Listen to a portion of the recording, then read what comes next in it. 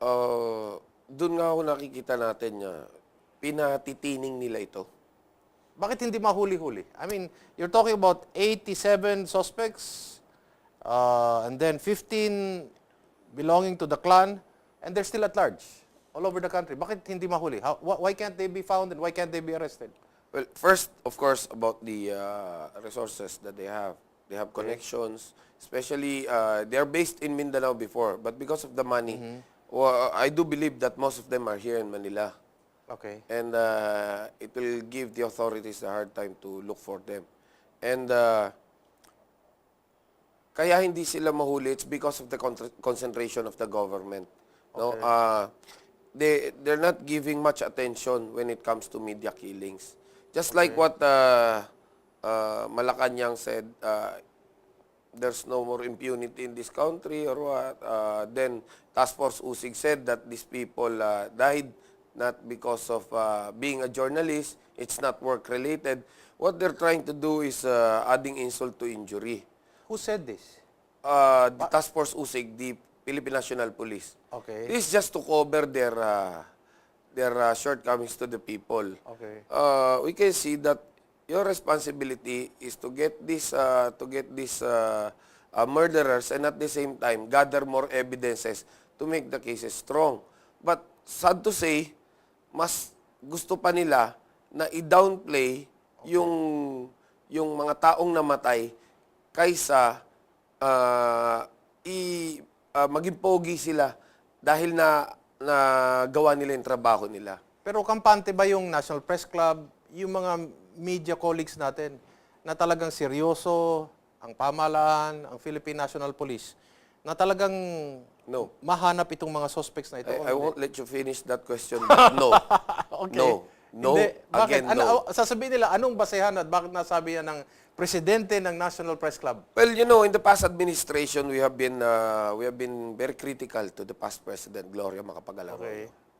And what the Department of Justice have done is they assigned Undersecretary Ricardo Blancaflor Okay, si Rick Blancaflor. to assist us Okay. all the way. Sa DOJ yun dati, Yes, Undersecretary and sa in DOJ. return, as a sign of our respect to Task Force 211 of DOJ, Okay. we even gave them one office inside the building of the National Press Club. Okay.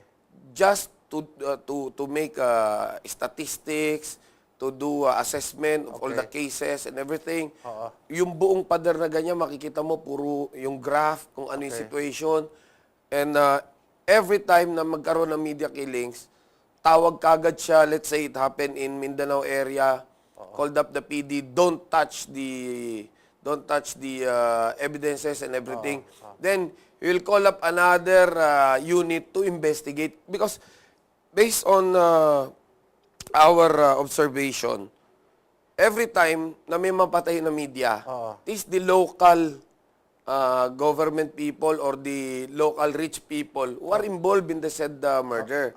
So, bago mangyari yung murder, meron lang nakahanda sila na, to tamper the evidences. That's why, yun yung iniingatan ng Task Force 211 before. Ngayon, wala na. Ngayon, wala na. Wala bang task force? Nobody is assigned Task Force 211 still exists. to monitor this case? Wala na? Monitor, yes. They keep on monitoring and monitoring and monitoring. So who is in charge now of 211? There's a certain USEC, I forgot his name because he's not coordinating with us already. He does not coordinate with you. No.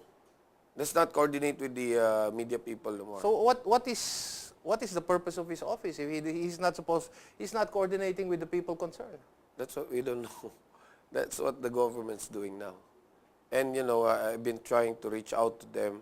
I even, just like what I said a while ago about Secretary De Lima, but nothing.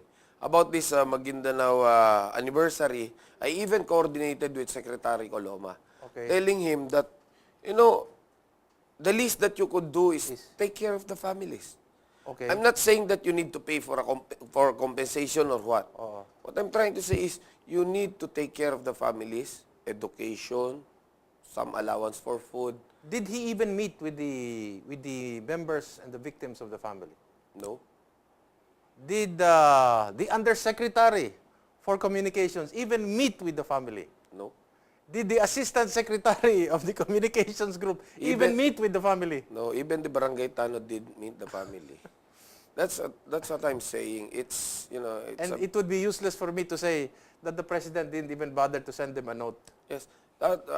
For me, I think the president is, it's natural for him to see dead people around the street. You know, the natural disaster that happened to Tacloban, it's natural for the government to see thousands of people dying And dead. Then survive lot of people also survived the natural disaster, but they might die in human disaster, which is done by the government because of the lack of action before, just like what Anderson Cooper had said. But this a little bit exaggerated. My statement is a bit exaggerated. So you can compare about what happened to Eastern Visayas and this situation in Maguindanao, wherein the murder in the Ampatuan town happened as it was a human disaster. Yes. Okay?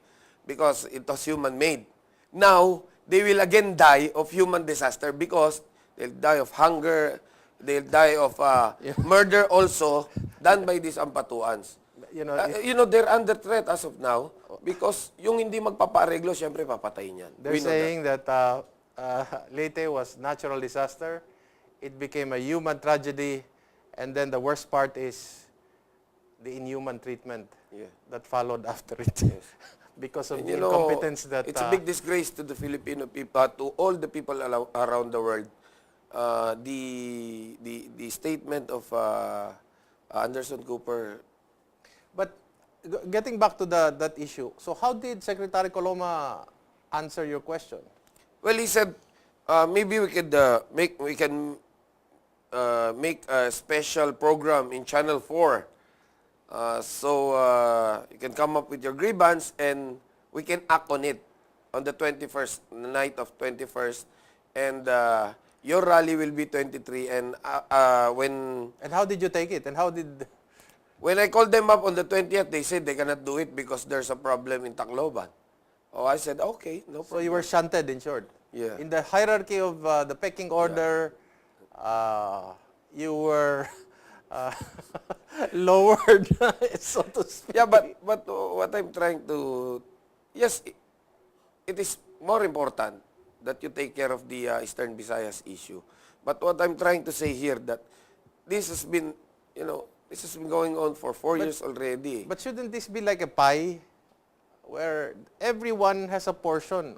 Yeah. And everyone is a concern of, I suppose, supposed to be the father of the nation. So the Leyte incident or the disaster takes a larger attention, but at the end of the day, everyone gets an equal hearing. It's just as simple as saying that in a family, if if one of the children is sick, you don't have to take care of the other children. It doesn't follow. Yeah, it doesn't follow. You have to take care of everybody. Yes, that's what I'm saying. So there's really a problem with the officers and the secretaries of the palace. Or would you agree with some observers that this administration has a very good focus? When it focuses on something, everybody else is forgotten because of a tunnel vision.